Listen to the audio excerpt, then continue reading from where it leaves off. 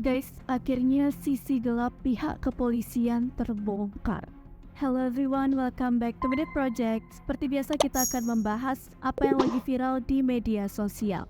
Nah, kali ini kita akan membahas apa yang menjadi perbincangan publik. Karena makin hari kinerja polisi ini semakin meresahkan masyarakat. Kayak makin hari itu makin diragukan gitu guys kinerjanya. Kayaknya emang bener, cuman polisi tidur aja yang bisa dipercaya guys. Kenapa kinerja polisi ini bisa sampai diperbincangkan oleh masyarakat Indonesia? Oke, kita ulas balik sebentar. Dari banyaknya kasus-kasus viral yang udah kita ketahui, bahkan di sini juga udah sempat kita bahas ya. Seperti kasus Vina Cirebon dan juga kasus rental mobil yang di Pati itu loh guys. Kalian pasti masih ingat kan tentang pembahasan kasus yang panjang itu? Nah, beredarnya kasus itulah yang membuat kinerja kepolisian dipertanyakan guys. Karena sebagai aparat keamanan di Indonesia, kinerja polisi itu justru membuat masyarakat bingung guys. Sebenarnya kerja polisi itu apa ya? Udah sampai kayak gitu loh.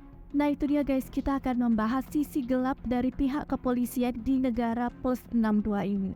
Nah jadi yang pertama nih guys, kita kaitkan dulu ya dengan kasus Vina Cirebon, di mana kasus ini sangat-sangat memperjelas kinerja polisi itu seperti apa. Iya kan, kalian sendiri pasti nggak ketinggalan dong berita-berita tentang kasus tersebut. Dari kasus Vina tersebut udah mulai mencurigakan dan memperlihatkan kinerja polisi. Karena seperti yang kita ketahui bersama, kasus tersebut sering banget salah tangkap, terus juga makin kesana makin kesini alurnya. Dan dari hal itu wajar aja dong kalau masyarakat itu menilai polisi nggak benar kerjanya dan mulai mengikis rasa kepercayaan kepada pihak kepolisian. Yang kedua, kalau kalian masih ingat sama kasus rental mobil yang dikeroyok warga di Pati itu loh, masih ingat kan? Nah itu juga semakin memperjelas kinerja pihak kepolisian. Dan terlebih lagi, dari beredarnya kasus itulah semakin menaruh kecurigaan masyarakat pada pihak polisi. Lebih tepatnya pada kinerja polisi ya guys. Kalau kejadian di Pati itu kan kronologinya dikeroyok warga. Awalnya kita menduga itu adalah kesalahpahaman kan. Tapi usut punya usut, ternyata kasus ini udah sempat dilaporkan kepada pihak kepolisian, di mana dilaporkannya itu 4 bulan sebelum kejadian di Pati itu terjadi. Dan anehnya, polisi itu sama sekali nggak tahu loh di mana keberadaan mobilnya. Bahkan juga nggak tahu kalau si pemilik rental mobil itu langsung datang ke Pati untuk ngambil mobilnya. Mulai kan, kalian mulai bingung kan sama kerja polisi itu ngapain aja sampai nggak tahu. Dan akhirnya terbongkarlah guys. Ada banyak banget kesaksian dari netizen yang geram banget sama aksi pihak polisi guys. Soalnya dalam menangani perkara itu kayak ada aja kejanggalannya guys. Dan kalian tahu yang lebih gongnya lagi itu, setelah kejadian pengeroyokan bos rental mobil di Pati ini, banyak yang menyalahkan pihak kepolisian kan.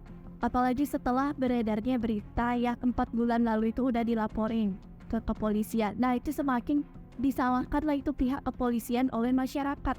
Dan dari banyaknya serangan publik, pihak kepolisian itu mengkonfirmasi ya guys. Katanya si korban ini, almarhum yang punya rental mobil itu, yang tewas dikeroyok warga itu, dikabarkan tidak mengkonfirmasi atau tidak berkoordinasi dengan tim penyidik, sehingga itu yang menyebabkan pihak tersebut nggak tahu apa-apa soal korban yang tiba-tiba datang untuk ngambil mobilnya sendiri guys. Nah pernyataan tersebutlah yang menjadi sorotan publik, dimana itu menimbulkan banyak banget pertanyaan nih guys.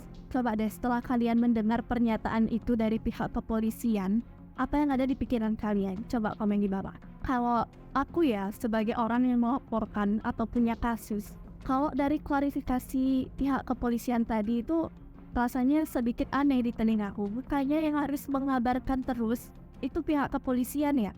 Karena kan sebagai korban kita melaporkan kejadian tersebut untuk diselidiki, untuk polisi melakukan penyidikan. Harusnya tim penyidik terus dong yang ngasih kita kabar. Udah di mana? Udah ketemu apa belum? Posisinya di mana?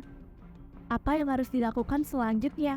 Ini kayak kebalik loh gak sih guys? Si korban ini justru yang melakukan penyelidikan, terus melapornya ke polisi gitu. Kayak buat apa ngelapor kalau emang bisa sendiri gitu kan? Nah itu aneh. Kalau menurut kalian ini aneh nggak guys? Coba komen di bawah ya. Tapi kita coba cari tahu dulu informasi lengkapnya seperti apa guys. Jadi guys, dilansir dari tempo.co Jakarta, Kepala Polres Metro Jakarta Timur Komisaris Besar Nicholas Arinindipali mengatakan Burhanis, bos rental mobil yang tewas di Sukolilo, Kabupaten Pati, Jawa Tengah, tidak berkoordinasi dengan polisi saat mengambil mobilnya. Nicholas menjelaskan Polres Metro Jakarta Timur menerima laporan Burhanis mengenai dugaan penggelapan mobil rental pada 21 Februari 2024. Saat itu, kata Nicholas, Burhanis menyatakan kepada Polres Metro Jakarta Timur bahwa keberadaan mobilnya di Banten sesuai GPS yang terpasang di mobilnya. Polres Jakarta Timur sempat menerbitkan surat perintah tugas agar penyidik bisa berangkat ke Banten bersama-sama Burhanis. Namun belum sempat ke lokasi, Burhanis menginformasi bahwa posisi kendaraan sudah berubah dan sulit terdeteksi. Niko menyebut Burhanis berjanji akan selalu berkoordinasi dengan penyidik Polres Metro Jakarta Timur untuk memberitahukan posisi atau keberadaan mobilnya. Burhanis lantas tidak ada kabar hingga ditemukan tewas di Pati. Nah, jadi gitu guys informasinya. Katanya si korban ini tidak ada berkoordinasi dengan pihak penyidik sehingga polisi nggak tahu kalau si korban ini ada di Pati bahkan sampai tewas. Nggak tahu deh, pokoknya aku serahin ke kalian, menurut kalian gimana? Dari yang membongkar kinerja dari polisi, aka sisi gelap pihak kepolisian ya. Ini ada komentar dari beberapa netizen di mana mereka menanggapi klarifikasi dari pihak kepolisian tadi yang udah kita cari tahu bareng-bareng guys. Ini coba kita lihat ya gimana respon warganet yang nggak terima banget sama klarifikasinya pihak kepolisian. Ini dari akun dengan user @papa4bby. Dia komentar kayak gini guys. Tae, kalian aja males. Bibi gue juga pernah dicuri mobilnya di PS baru. 15 tahun kemudian polisi minta 10 juta kalau mau mobilnya kembali. Bibi gue bilang ambil aja buat kamu mobilnya, saya nggak perlu lagi, sudah punya mobil lebih baru dari itu. Buset, 15 tahun. Udah 15 tahun lagi minta 10 juta lagi ini. Pantesan aja. Buset, 15 tahun lagi nggak tuh? Udah 15 tahun lagi minta 10 juta. Itu niat membantu atau memeras pak? Wah, kacau ini kacau. Dari user selalu ujian, ini kayaknya di akun X deh. Soalnya ini komentarnya aku dapat dari akun TikTok @sarjanahalu. Saya juga waktu kehilangan mobil gak ditindaklanjuti. Saya beri 20.000 pas buat laporan kehilangan. Laporan sama leasing seperti diketawain. Diberikan 4 juta untuk serahkan ke polisi. Besoknya ada aparat datang ke survei TKP.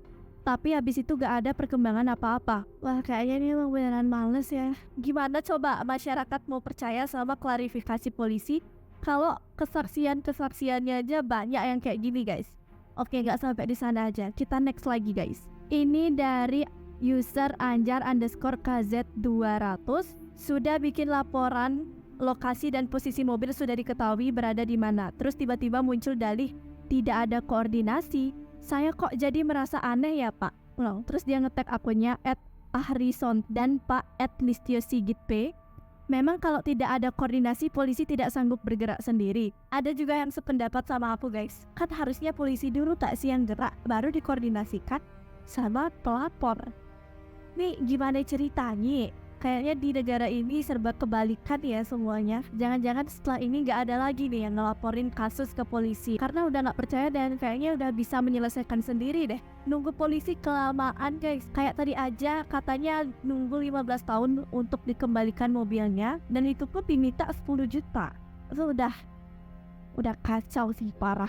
Sebenarnya tugas aparat keamanan yang sebenar-benarnya itu apa sih guys? Kenapa banyak banget laporan-laporan kayak gini? Dan kalau kayak gini caranya negara ini semakin gak aman dong. Kalau menurut kalian gimana nih guys? Coba tuliskan pendapat kalian di kolom komentar terkait pembahasan ini. Dan dari pihak kepolisian, kalau memang benar merasa apa yang disampaikan oleh warganet ini tidak benar dan semua itu hanyalah dugaan belaka, tolong klarifikasi yang jelas dan buktikan kalau memang benar pihak kepolisian kinerjanya tidak seperti itu, supaya tidak ada asumsi-asumsi publik yang menggiring kinerja kalian itu ke ranah negatif. Nah, gimana nih?